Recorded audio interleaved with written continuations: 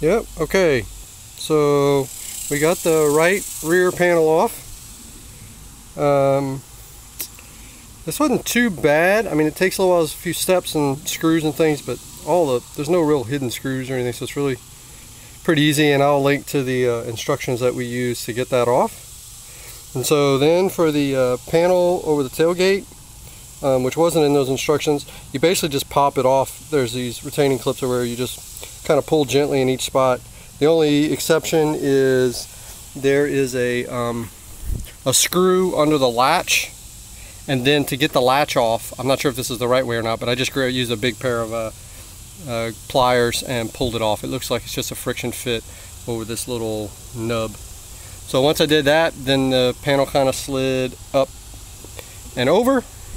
And then on the other side, if you can see this, I drilled my little hole for my wire that's going right above the license plate, and that puts you between, let's see if you can see that, the gap between this plastic panel and the metal. So the question is, well, how do you get the wire on the other side? So what we found was this grommet going through the, I don't know if you can see that, the lighting's not very good. Can you hold the light over here, bud? On that grommet? So there's a grommet going through the metal, and there we go. And so we pop that out. What we're going to try to do is fish that wire over to here and then pull it through, so that, and then maybe just push it through the grommet or something, or figure out a way to get through there. Okay, managed to feed the coat hanger through that grommet down to, sorry, it's going to take a while to focus. Charlie, shine the light over here, please. To this little hole that I drilled right in the middle. Yeah, right there. Now, it probably would have been easier to run the wire just on the side of here, but I really wanted to scoot my camera back, and I'm a little OCD, and so I wanted the wire to be right in the middle. So anyway, I ran that coat hanger all the way to this hole. I'm not going to lie to you, that's not that easy. It's very easy to get it to this hole, or pretty easy, and this is not so easy. But anyway, what we're going to do now is tape our wire to here, and then snake it through so we can go through that grommet. Okay, we managed to get the wire fed through the grommet. I don't know if you can see that, but you got to punch a hole in that grommet to push it through, because the whole reason that grommet's there is that metal is sharp, so you don't want to run around it and want it cutting into your cable. So run your wire through the center of the grommet, punch a hole and push it through. And then to try to get over here to this back hole, because what you need to do is go through this connection, I found rather than trying to go straight across, it's easier to come to this hole and then down and then across. And so we did that with the coat hanger. And then this thing, oh man, this was tough, wasn't it, Charlie? Yes. So it's really tight, and the plug, the size of the plug we have on our camera cable is kind of big, so it's not easy. All I can tell you is that we just kept working it. We kept trying different coat hangers and needle nose pliers and everything until we finally got it through, and then I'm going to push these back in there and we're done. And then once we got to there, we don't want to run over this, because when people take the spare tire iron out, you don't want to rip the cable, so we use a coat hanger to bring it to here. And once we get here, we're going to run all the way around and down the sill and up to the glove box. So this is really the most troublesome part, but if you can get through that, then I think you'll be in good shape. But again, as a hint, make sure or a couple things, make sure you go through the grommet, not around it. And then for this thing, it's easier to go down than across. Okay, we got some of the cable ran. I went through some of the little clips that came. Found a neat little trick that might help somebody. This little brown hose, which I think is the fluid for the rear windshield wiper. If it's in those little clips here, like this, if you just pop it out and then put your cable underneath it and then pop it back in, it kind of serves as a little guide, and you can kind of follow those cables around and just go all the way down the sill. So I just ran that all the way up, and then once you get to here, you can just pop this weather stripping up. I already put it back down, and then just run it back through there, and I've pushed all my cable in here. So eventually I'm going to open up all this and get to work on hooking it up once I get the new. I still have the old factory head unit, but I'll eventually get the new one in there. You helping me out? Thank you. Okay, I wanted to make a quick video about this. We're just putting this panel back on and thought we would pop them all back in.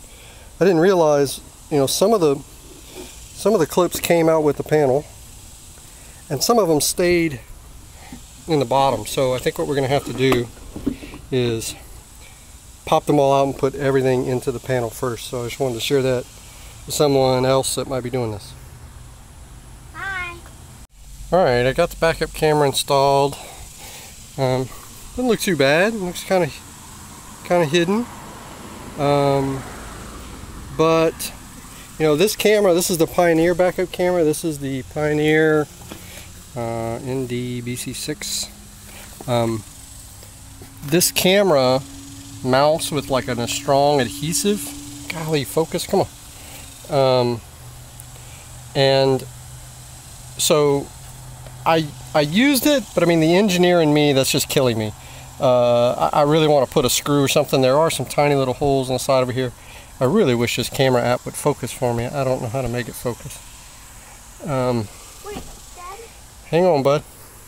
So what I decided I would do is I did the adhesive. We'll let it sit on there. If it comes off, it's not going to go anywhere. The cable's going to hold it. If it comes off, then there we go. Then if it comes off, then I'll add a screw. I'll add a couple of screws because it's just some plastic in there. So I cleaned that plastic off with alcohol first and then just stuck it on there. Now, I don't know, I haven't done any alignment or anything. Obviously tilting it side to side is now going to be kind of out of the question, but hopefully it's close enough. I found your car. Okay, next day. This is that wire that we ran all the way up from the camera. This goes to the little power supply for this camera, which I'm going to Velcro inside there. And then it goes to, basically has a power and a ground and the video cable. So we'll tie those in with the rest of the stuff. Now, just for everyone else's knowledge, along with the backup camera, this unit has GPS, the head unit I'm replacing, and it also has, well, I guess that's really the most important thing. Now for GPS, in case this helps someone, what I wanted to do was run along the dash and put it up here, which I think I'm going to do. The problem is that wire doesn't stay tucked neatly in between that crack. I don't know if you can see it. It's barely poking out. It really bothers me. I'm going to work on trying to find something I can stuff in there to hold it, but what I learned online is that there's a little gap here between this air conditioning unit and this thing that you can slide that GPS into, and the GPS is supposed to just be invisible to plastic, the GPS signals. So I've read people sliding it in there and getting fine coverage. If I had known that, that's probably what I had done, since I went through the effort of trying to run it along that side. I'm going to leave it up there on the dash. It might give me a little bit more visibility. Okay, the other big thing is, for this head unit, you need access to the reverse signal indicator, and you also need access to the vehicle speed sense. So after some great posts on the forum from someone, they were talking about there's a blue and white wire behind the glove box, and he mentioned that same blue and white wire runs behind the instrument cluster, which is very easy to take off. I'll leave a link for that, that video that shows how to do it. And it's so much easier to work up here. So if you unplug the plug on the left, there's a blue and white wire. That is the, I believe, the vehicle speed sense. Now, the difficult one is the reverse indicator to turn on the camera. So that one is located on front of the fuse box, just down here. And I don't know if you can see, well, you can't see it right now, but this right here, this big pin, and there's not much slack, but there is a wire. I don't know if you can see that. Let me see if I can turn my light. If you can see right down there, there's a green and black wire that's on pin 1 of that plug. And I'm not gonna lie to you, it is not easy to get the shielding off that cable and solder in your wire. Now I want to solder it rather than using a T-tap because, well, I just don't like T-taps, but I manage with a razor knife very carefully on my back to get that shaved away. The solder joint looks horrible, I know, but if you'd have seen the way I was working, you'd be proud of me.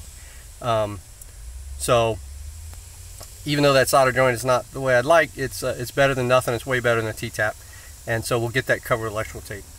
Trying to think about any other lessons learned. That's it. So I'll post something else a little bit later, but that's the GPS, that's the vehicle speed sense and the reverse indicator, and hopefully, and then the backup camera. So hopefully we'll be able to plug all that up and it'll work and save someone else some time. So I just want to share one more quick tip for people, especially people that live in southern states or warm climates. Neil, why don't you tell them what we learned? My older son. What we did was we put electrical tape around the wires that we had soldered, but since it gets so hot, the electrical tape might come off. So what we did is we put zip ties around it to where it would help keep it on.